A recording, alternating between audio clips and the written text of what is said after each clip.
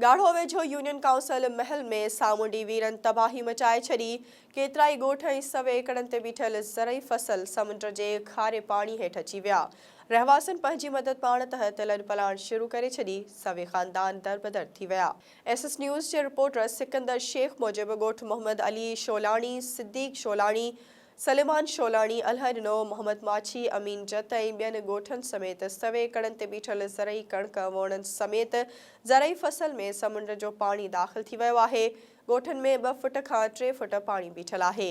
सामुंडी किनारनि ते सालनि बाद देह महल में ॻोठनि ऐं ज़रई ज़मीन खे समुंड खां बचाव लाइ ॾिनल बचाव बंदि कचा हुजण सबबि हंधा हंधा घारा पवण करे हर महीने मुतासिर थियनि था।